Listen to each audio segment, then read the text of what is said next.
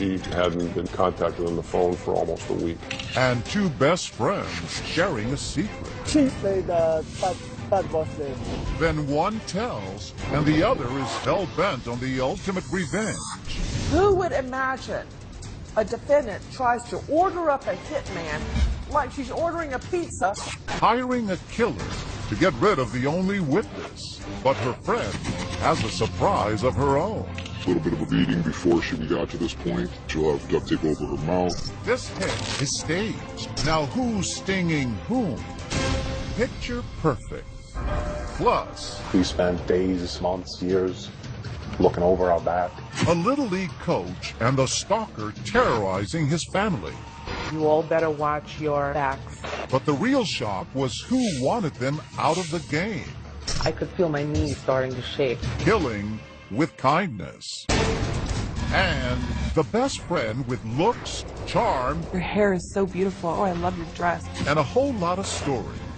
She said that her dad would give her thousands of dollars when she was sad. But there's one thing she left out. She is a professional liar and a thief. Now the chase is on to catch her before she fleeces someone else. V, you messed with the wrong girl. Best Frenemies. Welcome to 2020 on ID. I'm John Quinones. Best friends, they're supposed to be the people who sustain us. But what happens when they turn out to be our worst enemies?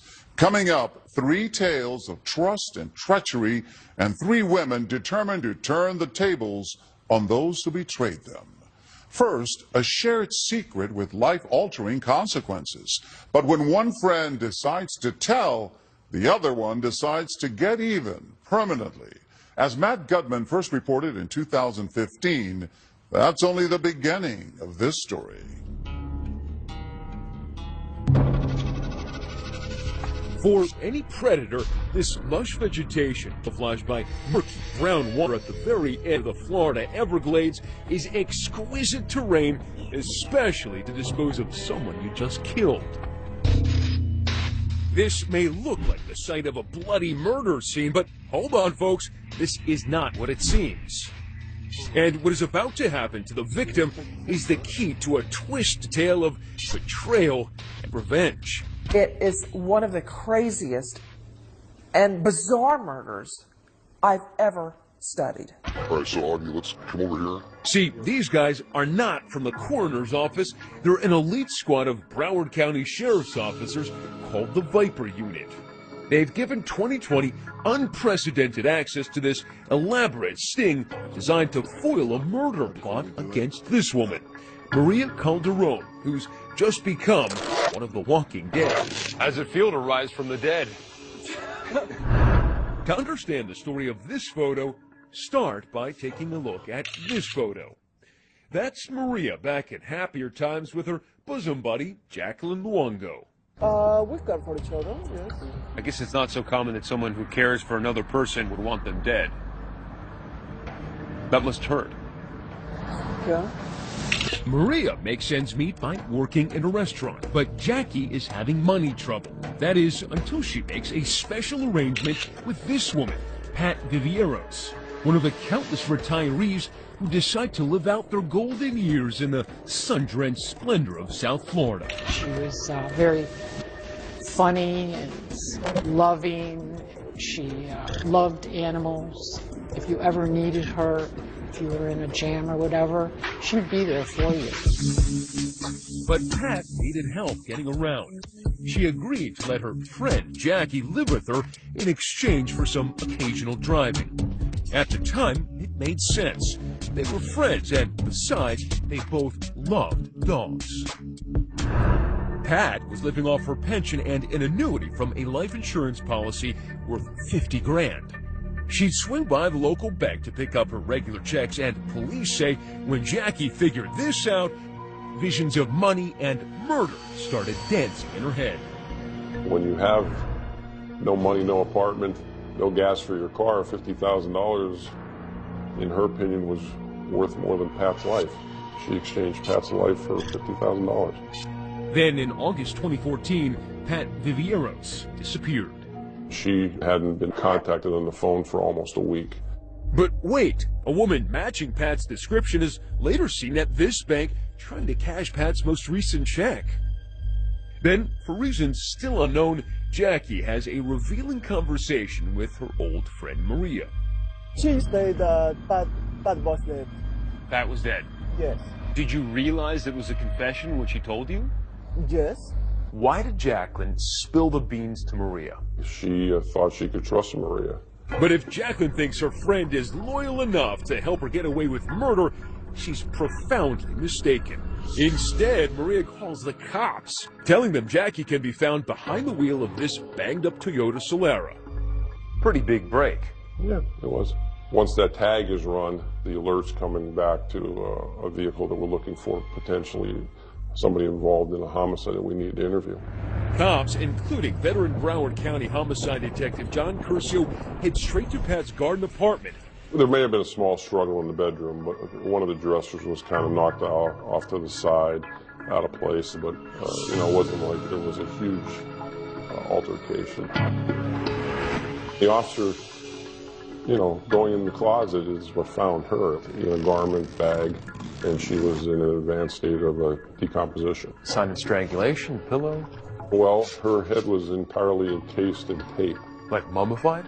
That'd be a good description. We still don't know how many days she sat, decaying, decomposing in that closet. Think about it. She just didn't deserve it. I mean, that's just the bottom line. The coroner would officially say Pat died of asphyxiation. Jacqueline is tracked to this cheap motel and arrested. Her body, cops claim, shows signs of a struggle, as well as evidence of some criminally mediocre tattoo work. Curcio says he knows Jackie did it, and why. Hide the victim's body as long as possible and keep on accessing withdrawals from the life insurance policy. She's actually purchased a wig so that as she's attempting to cash checks, she's a blonde female rather than a brunette. Remember that bank video? Guess who? So she's impersonating the person she killed. She's impersonating the person she killed whose check she's trying to cash. Jacqueline Luongo puts on a wig to look like Patricia. That's video the jury will certainly appreciate. New details on a disturbing discovery in Deerfield Beach. As the bizarre murder makes the local news, the sheriff's office has arrested a woman they say killed her roommate and then tried to hide her body. Jackie is charged with murder. But Jackie decides to ignore her right to remain silent. Instead, cops say that from behind the walls and concertina wire of the Broward County Jail, Jacqueline Luongo begins concocting a diabolical legal strategy. She was actively soliciting within her cell a group of people. Does anyone have anyone who could help me remove a witness? Craig Brown runs the Viper unit. He says one of their jailhouse informants has tipped them off. Jacqueline is planning another homicide. I feel like you'd want to keep that kind of thing secret. You'd be surprised. You'd think that, but you know what? There's got nothing but time, and our suspect in this case was actively seeking to anyone who would listen. Hey, do you know anyone who may be able to help me take out a witness? That witness? Who else? Jacqueline's old friend and confidant, Maria Calderon. What could possibly cause this woman to want you dead so badly? Because in her twisted mind, she thought that with no witness, there was going to be no case and she can walk out. Now the Viper unit swings into action, and the sting is on. Hello, this is a free call from an inmate at North Broward Detention Center. The informant puts Jackie on the phone. She thinks she's been hooked up with a bona fide hitman named Neil. At lunch, no less, enjoying some of South Florida's best conch chowder. Hey, Neil. Hey, how's it going? Just hooked you up. But this guy's really one of Craig's guys. That's why we can't show you his face. She said you want to call somebody? Yeah. Well, what I wanted to talk to you about first is that I have some money in my property. As Neil finishes his meal, the caller orders off the menu. One dead Maria Calderon served cold. The negotiations begin. So you feel comfortable, you know things can be done right. I'll do half up front and half when it's done. So you know you're getting what you want. Okay. And, we talked about 2 and 2 though, right? I thought it was 4. So the exact amount is 3,900. That's how much I have. Okay, so all right, call 4. So do 2 up front and the rest when it's done. Okay. The deal is sealed, and apparently so was Maria's fate. For just under $4 grand, one murder coming right up. And Neil adds one final touch. When it's done, I was going to show you some pictures so you know that it's done. Okay. So you're not going to see it on the news, so I'll take some pictures and you can see the pictures so you know it's done before I get the other half. Ah, the Viper unit is playing it smart like a Stradivarius. And before the music stops, Jackie will face a fake hitman, a fake lawyer, and a fake corpse.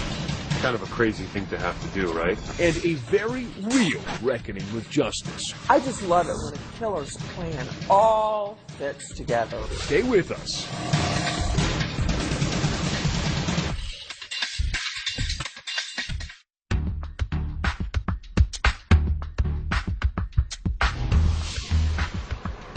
It's just another ho-hum perfect day of fresh air and ocean along Florida's Atlantic coast. This is where Jacqueline Luongo yearns to breathe free. Instead, she's doing morning calisthenics inside the Broward County Jail, charged and held for the murder of her roommate Pat Vivieros, and police say her South Florida crime spree is far from over. It's all or nothing for Jacqueline. From jail, she's been trying to hire a hitman to take out the state's prime witness, her former friend, Maria Calderone. I think Jacqueline's mindset was, if I remove this witness, there's no one to keep me in jail. But the Broward County Undercover Viper Unit has hatched a plot of its own. First, an undercover cop posing as Neil the hitman goes to meet Jacqueline in jail. He has to be sure the dastardly plot is real. How confident were you when you were going in there that you were actually going to get her? I wasn't sure what to expect. We've spoken multiple times up to this point. She knew I was coming, so I was pretty confident that it was going to go the way that we wanted. Now, why does she have to kill the witness? Why couldn't she intimidate the witness? Have you beat her up or threaten her or do something? Initially, she talked about that, just sending a message telling the witness not to testify, and then she decided that that wasn't going to work for her. She needed to do more, and she changed her mind and said that she wanted the witness completely eliminated. When I leave you here today, it'll be the last time I talk to you until it's done. Okay, so you're 100%. 200. Okay. While his undercover camera rolls, he jots down the details every hitman needs. Short brown hair, Hispanic, 200 pounds. Okay. The game is afoot. I plan on doing this Saturday night. Call me Saturday night. I'll let you know, yes, we're good. I mean, who would imagine a defendant tries to order up a hitman like she's ordering a pizza behind bars? Not knowing whether Luongo contracted other hitmen to kill Maria, the deputies move quickly. We are there the night they go to brief her on the situation, which they insisted on doing off camera. All right, so we just left Maria. What did she say? She's in, surprisingly enough. She wants to cooperate. I think she understands how serious it is, and she's going to cooperate 100%. Were you surprised? Yeah, I thought it would take a lot more convincing. To have a murder, you need a dead body. Just hours after meeting Jacqueline, I'll just tape it together like that. Our fake hitman and the Viper team have a plan to fake Maria's death, involving a swamp, duct tape, and a bullet hole. Do you want a black eye? And some bruises, or he may be on... This has got to look authentic. So the Broward Sheriff's Office hires a professional makeup artist. And you want to make it look like she has been shot, but it's not too fresh. Right, a little bit of a beating before we got to this point. Now let's do her hands. She'll have duct tape over her mouth, so she was taken from someplace else, brought here, and shot here. So is that a specific color that's just meant to be blood, or can it be used? It's called real blood. It's called real blood. It's kind of a crazy thing to have to do, right? Oh, yeah. Stage your own death. Mm-hmm. After that quick visit to Marlboro Country, we'll let Maria do the blood. Maria is ready for her close-up. So they're applying even more blood right now. The whole idea here is to make this murder for hire look as convincing as possible. And right now, I gotta say that Maria looks pretty much like a corpse. There is a gunshot wound to the temple, forehead, an exit wound on the other side. dirt on her shirt, her pants, her hands are bound, and of course she's got that duct tape on her mouth. You've staged deaths before. Yeah. Put your legs this way. Put your mouth a little more. You've staged murders before. Yeah. How do people generally react when they have to stage their own murder? We anticipate the blood draining from their face, like, oh my God, I'm shocked. I can't believe someone I know, is making an attempt on my life. And am I in any fear? Is the person in any fear? We didn't get that in this particular case. In fact, Maria seems unfazed. All right. If Jacqueline were here, what would you say to her? Looks pretty good, right? Yeah. The Viper team now has grisly photos to convince Jacqueline they just killed a girl named Maria. This is probably what I'll show her tomorrow. But would a real hitman risk a return visit to the jail? Probably not. So Neil tells Jacqueline he needs to leave town, and he's sending this lawyer in his place. So what's going on right now is we're trying to make sure that these two cameras that are going to be hidden on our undercover lawyer here are not going to be too conspicuous, and that takes a little bit of work here. The goal is to get clean video and make sure that nobody else notices. Jackie ambles into the meeting nonchalantly. The lawyer makes a nervous introduction. I'm so sorry about it. I've been trying to track you down all day. I was on my way home. I don't like doing this type of stuff, but Neil is... Well, he's Neil. He wanted me to have you right now. He gives me very specific instructions. The instructions? First, review the envelope with the ghastly murder photos. Did she react at all? At first she was kind of shaky when she started reading the note. And she opened up the second, third pages, she's kind of looking at the pictures and she's kind of nodding her head and just like acknowledgement. Yeah, she definitely, yep, looks good. All right, perfect. Wow. Then sign off on them, literally.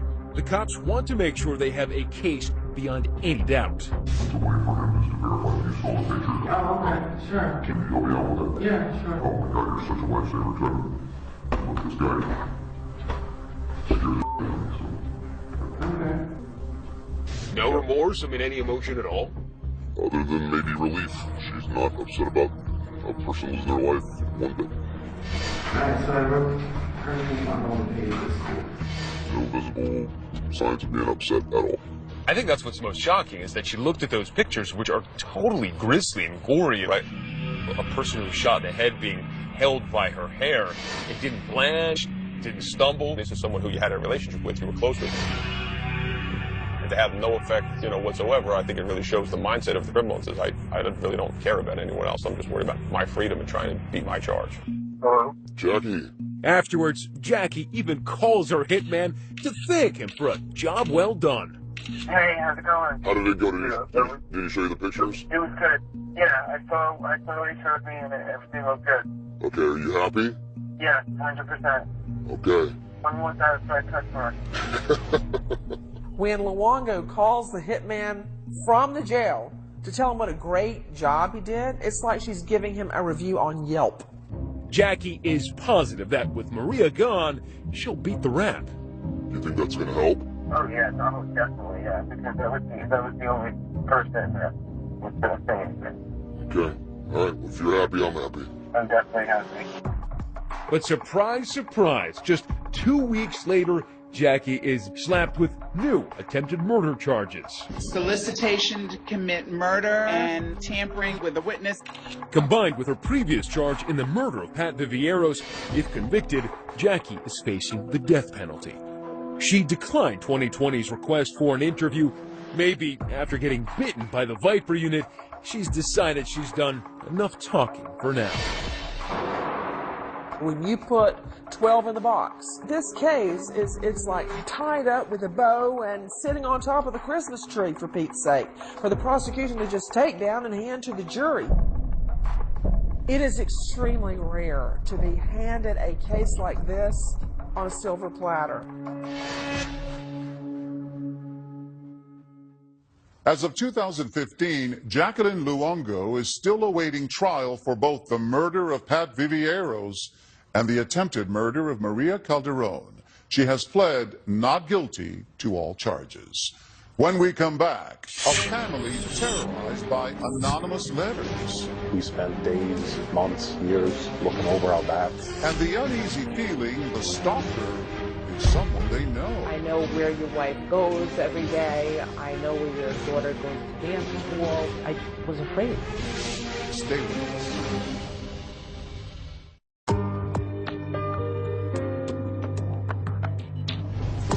Chances are, if you throw kids together in an activity, friendships will form. And that holds true for their parents as well. But as Deborah Roberts first reported in 2014, for the family of one Little League player, the gift of friendship masked a sinister plan. Little League season. It's all about team building, right? Well, not exactly. Lately, it's a spectacle that seems to be on instant replay. Oh my God! Nearly every weekend, perceived bad calls leading to bad behavior. But it's not kid athletes who belong in the penalty box. Stop it, guys! It's their parents. Fists. Four-letter words.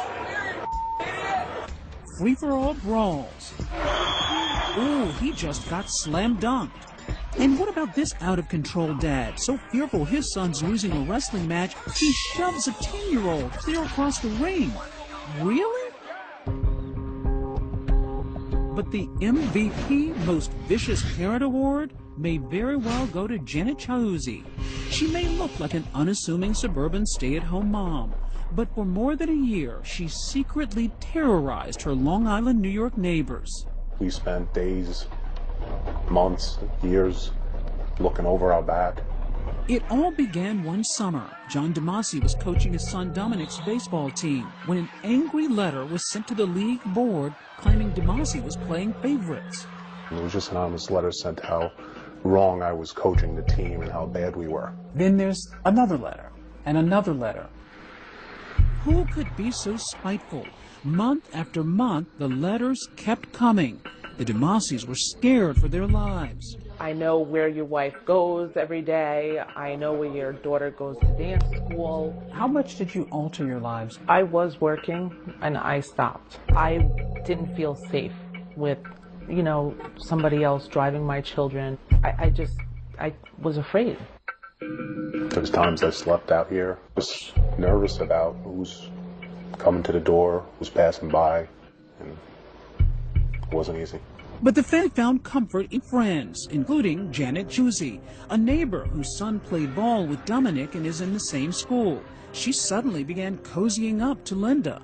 And Janet was texting me every other day. Texting you about what? Anything. Which nail salon do you go to? Even showing up at Linda's 40th birthday party, uninvited, and here at another event. Then, weeks later, a special delivery to the DeMasis. And there was 2 handwritten envelopes in our mailbox, so I opened both of them. One was addressed to my son and one was addressed to me. I made it my life's goal now to observe your family on a 24/7 basis. Don't be planning a vacation anytime soon. You will have no home to come back to. That had to knock you for a loop. I read the letter written to my son, which was just took me down because it just said that if your father doesn't step back, I'm going to kill him. You might never see your dad again. You all better watch your backs. This is no joke. This is as real as it gets. To get the hell out of East Meadow Baseball. That's to a 10-year-old child. Could you believe that this is stemming from Little League baseball? A death threat? No, I couldn't. But it did. Batten down the hatches, lock up, call the police. This is at the next level. How frightened were your children? We sat him down and explained it. His initial reaction was to put down his glove and his bat and said, "You know what, Dad, I don't need to play baseball anymore." Yet the DeMasis refused to give in to their tormentors' demands. John remained the coach, a terrified Dominic still on the team. I was definitely nervous, and when I got up to bat, I felt like someone was always watching me. It definitely made the game more nerve-wracking and harder to deal with. As the frightened family struggled to go on, Nassau County Police were sifting through the baseball parent list, looking for anyone who had an axe to grind. And they gradually began focusing on one key piece of evidence, those envelopes that contain the hateful letters.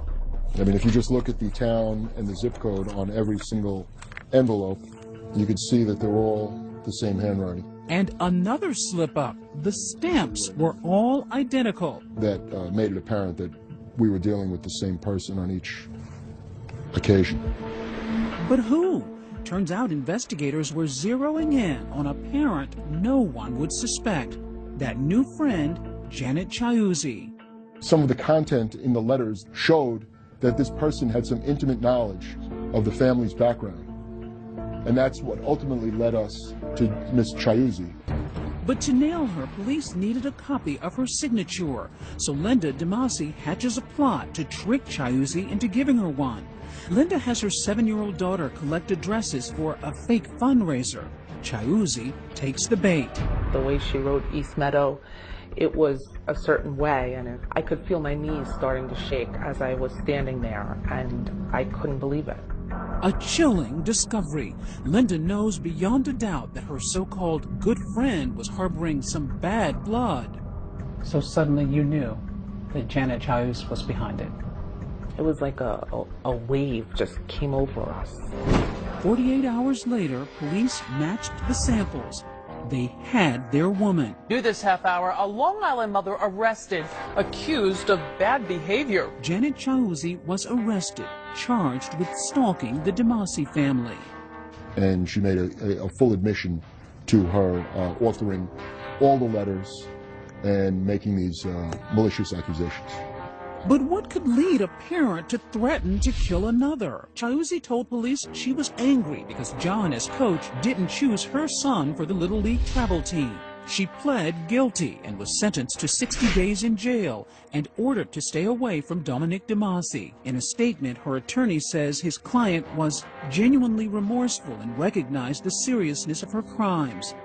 For the DeMasi, justice. But what they didn't get was an apology. I wish that as a mother she could look at me and say, I'm sorry.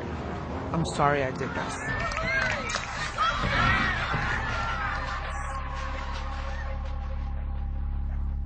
Janet Chiuzzi was released from jail after serving her sentence. Up next, BFFs. They party together, shop together, share everything. She told me that her mom had just died. But this friend was sharing a lot more than she knew. She stole my social security card, debit cards, and $13,000 cash. Setting out to catch a thief. When we come back.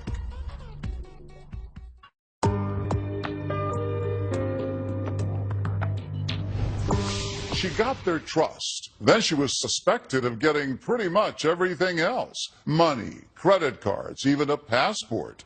That's what a slew of young women say about the woman they thought was their BFF. In 2014, Chris Connolly followed her on the run over months and thousands of miles, leading some to ask, with friends like these, who needs enemies? Can we just pretend? Seems like few could set it off in a club like 24-year-old Vitchka Lee. Over the top for everything. Rocking a micro mini with looks to thrill. A lot of crop tops, tight pants, sexy. The woman who called herself V enjoyed life on the dance floor. She loved dancing, drinking. At hotspots in and around Portland, Oregon. She likes attention. She liked to stir stuff up, right? Yeah. V's relentlessly over-the-top attitude had its offbeat appeal for young women like Sonia. I mean, I didn't even know the girl, and it was like, oh my god, I love you. We need to hang out again. For Leilani. She uses her cuteness to make friends and boyfriends. And for 22-year-old Taylor Nunes. This aspiring pastry chef says that at the start of their 4-month friendship, V was sweet as pie. Your hair is so beautiful. Oh, I love your dress. Oh, your skin is so nice. Okay, that's like a lot of compliments. Away from the bright lights and loud music, Taylor and others would come to suspect that V was a serial identity thief, and that she and her famous duck face liked to stick her pals with the bill. She was really good at telling her lies. She is a professional liar and a thief. Despite early misgivings, Taylor became pals with V, who had money to take her shopping. She'd even consoled Taylor after the death of her beloved Chihuahua, Leopold. After that, she was constantly there for me, and so I thought I could trust her. Before long, V had picked out an apartment for the two of them to share. So obviously both your names were on the lease because you were running it together. Should have been. She doesn't have rental history, so her name couldn't be on the lease. That's what she told you. That's what she told me. Pretty soon, strange things started happening. $400 in unfamiliar charges turned up on Taylor's credit card. Then on a shopping run, V flashed some big-time cash. And she was buying like $2,000 worth of bedroom and house stuff, and she was going through her wallet, and there was so much money in there. Only 24 hours later, when Taylor checked her bedroom for the money, did she have an idea where V had gotten all that cash. She stole my social security card, debit cards, and stole $13,000 cash. So right in front of you, yeah, she was buying stuff with the money she'd stole from you 24 hours before? Yeah, I knew that it was her who had to have taken it. This is my bedroom. When Taylor took us to the scene of the alleged crime, her feelings of violation and betrayal were still vivid. I was so distraught, I couldn't even stand on my own 2 feet. I felt like my whole world was falling apart. Along with Taylor's life savings, something small but precious to her was also missing. My really expensive hair straightener, and she'd been the only person in my room. Why aren't you telling her to get her behind out of your apartment, toot sweet? I was so overwhelmed. I didn't know what to do, what to say. I was a mess. I was in tears. I was crying so hard, and she was trying to convince me that the previous tenant could have still had the key and they could have come into the apartment and gone through my belongings. Like, most fabricated stories ever, but I was so distraught, and this was supposed to be my best friend. In days, V had gone from best friend to frenemy deluxe. Now she was gone, period.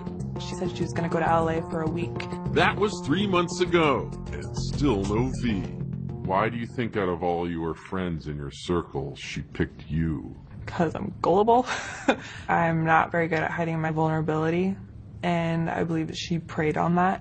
She took advantage of your good qualities. Yeah. How does it make you feel? Pretty awful.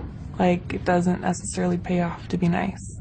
16.6 million Americans were victims of identity fraud in 2012, and only 9% got the police involved. But Taylor did. Do you think V qualifies as a friend?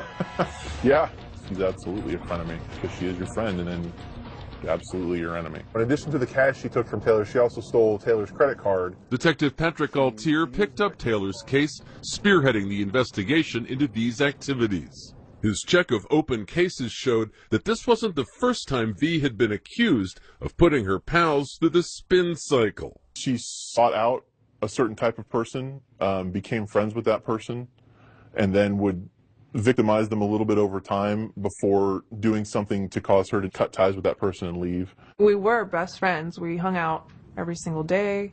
25-year-old Leilani Gutierrez says she and V were also BFFs once. Not for months, for years. She was even a guest at her wedding. She was very bubbly and very positive all the time. Anytime you had a problem, she was always there to listen, and, you know, she'd always, answer your phone, always be there. You tell her, something is wrong. She'd always come over to your house. Then something snapped. After 6 years of friendship, V blew it all in one 36-hour spree, swiping Leilani's passport and credit card, she says, after they'd gone shopping together, and then going buck wild with it on her own. Some clubs, cab rides. She tried to buy airline tickets. On your credit card? Yeah, 13 airline tickets. Did you ever blame yourself? Did you ever think, oh, I shouldn't have left that out, or oh, I shouldn't have? Well, why should I blame myself? It's not my fault she's a thief. I mean, maybe I should have, been suspicious of my own friend, but then that wouldn't have made me a very good friend either. Have you spoken to her since? Nope. 23-year-old Sonia Cecil remembers V laying it on with a trowel. She was rich. She was studying pediatrics. She had basketball star Jeremy Lin reading her biblical verses. She's actually telling you these things. Yes, and I really hope it's not true. He knows better than that. When Sonia couldn't find another roommate, V moved in. The rent? Yeah, about that. V ditched months later, leaving $3,600 unpaid. What happened to that friendship? When you think that your friend is lying to you for an extended period of time, I mean, it just dissolves. This is all of her bedding. To help track down her former friend, Taylor went from victim to crime fighter, at Detective Altier's request, even getting V on the phone. Taylor was an amazing person to work with as far as victims go. Taylor confronted V about the credit card. She admitted to everything for that. But when Taylor couldn't lure V back to the apartment where she'd be arrested, she went public, like for this report on local news in Portland. Deputies need your help finding a young woman who weasels her way into friendships just to steal thousands of dollars. I don't ever want anyone else to feel what I had to feel. She stole my trust. She broke me. She could be doing this right now. Probably is. It needs to stop. With V on the run, we brought these three women together, now united in their crusade against V. But even with the law on her trail, V couldn't stop Instagramming her whereabouts and her crop-topped, cut-off physique. This is her at the Hollywood sign. How about this picture from Las Vegas? Her hair color keeps changing. We have all these pictures of her. They haven't caught her yet. How's that possible? Because I think it's just someone else to come forward and say, hey, she's staying with me right now. You think someone else has to go through what you went through or what Leilani went through? It doesn't matter because it's all too late. She's one step ahead of the game every single frickin' time. When we come back, who is V? Her sister reveals the family secrets and a stunning break in the case. She was in LA. Some girl called it a tip. You'll see it all as it happens next.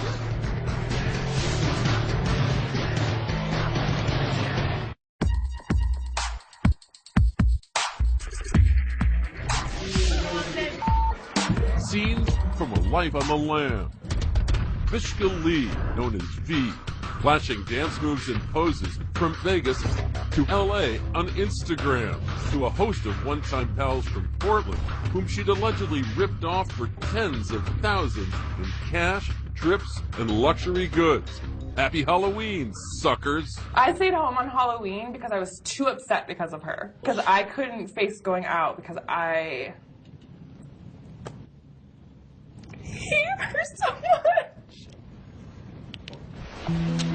Taylor Nunes says she lost everything to V, from her $13,000 in life savings to her $200 hair straightener.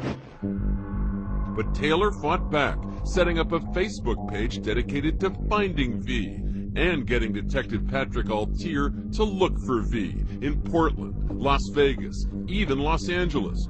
Sonia Cecil felt certain V's last dance was drawing near. We're gonna find her. Where can she run and hide? Come on. You got this. You're the reason she's gonna get caught. So when she's in jail, you can go visit her and just laugh in her face. V spinning a web of lies large and small. She said that her dad would give her thousands of dollars when she was sad. She told me that her mom had just died of breast cancer. So who was the real V Lee? This person had the answers. V's estranged older sister, Marie Lee, who could recall the horrors she saw before her family fled war-ravaged Cambodia. Maybe she's not endured life like I am, where witness death in front of you. And V, she never saw these things. No. V's parents struggled to succeed doing farm work and wanted their daughter to live the American dream. For V, her sister says, it was more like American hustle. I don't think she wants to work. Maybe she expects to just people hand her stuff because she was spoiled. Sweet-faced as a youngster, V never graduated high school, Marie says. She skipped school a lot. I told her, you know, if you're not going to school, you're going to have to work hard like me. Marie, what would she say when you told those things to her? She just brushed it off. It's more like, oh, whatever, it's none of your business. You're just my sister, you're not my mom. So for me, I just have to back off. Still, when V told her sister she was having boyfriend issues, Marie took her in, offering room and board in exchange for some nanny work. But then, one night, when Marie and her husband went to check their hidden lockbox, to their horror, they discovered $10,000 they had saved was missing. My husband screamed from upstairs. He's like, money's gone. My heart just dropped. So I said, did you take my money? Sure, she denies it. Who else is have access to my room but you? Did she stay in your house after that? No, she never come back. If you can't trust your sister... Yeah, you can't trust anybody. Now V is on the run. Wanted in 2 Oregon counties for forgery and identity theft. V deletes her social media accounts. Location unknown. On the evening of November 12th, Taylor feels certain that V will hit some big city clubs for her birthday the following night. She's gonna find as many rich people to hang around as possible and celebrate her birthday. Yet at that same moment, 1,000 miles to the south in Los Angeles, V's newest friends, Jamie Charon and Margot Valet, have grown suspicious of the club-hopping, money-mooching, teller of tall tales young woman who's been crashing on Jamie's couch. When they Google her name, the women are flabbergasted by what they find. There's Facebook pages that are dedicated to finding her, Twitter accounts. Immediately I look at Jamie and I said, this girl is psycho. Like, there's something wrong with her completely. So we called the cops.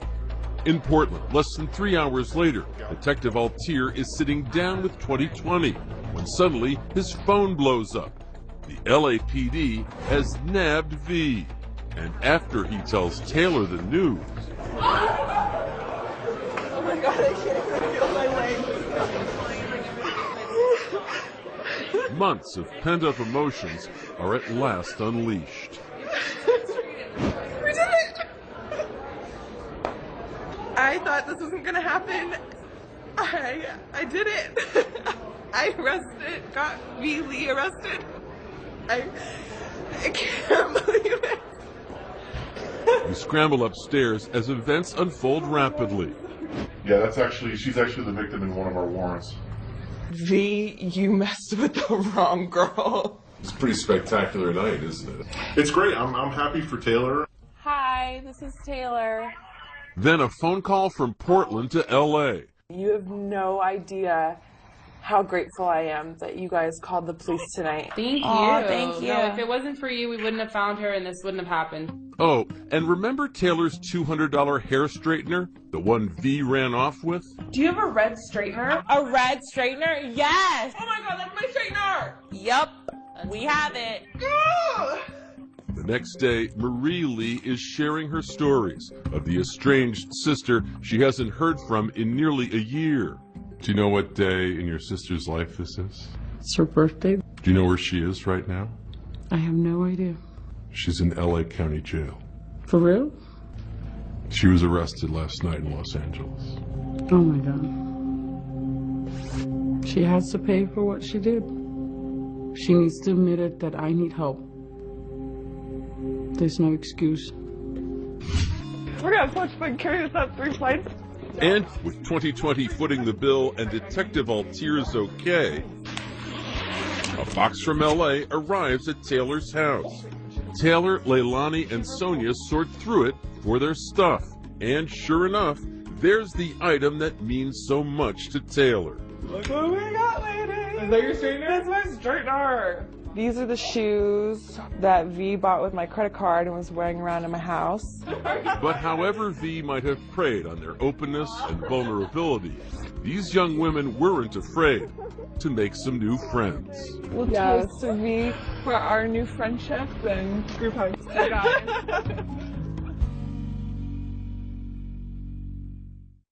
As part of a plea deal with prosecutors in Oregon, Vichka Lee pled guilty to 1 count of first-degree theft and 2 counts of identity theft relating to her interactions with Taylor and Leilani. She was sentenced to 6 months in jail in order to pay restitution in those cases. Authorities say that as of 2015, no other alleged victims have come forward and no other charges have been filed. Taylor and Leilani, meanwhile, remain close friends. Taylor reports she's more cautious these days, but has moved on with her life. And she says, I put a smile on my face and put my high heels forward. I'm John Quinones. Please join us next time for another edition of 2020 on ID.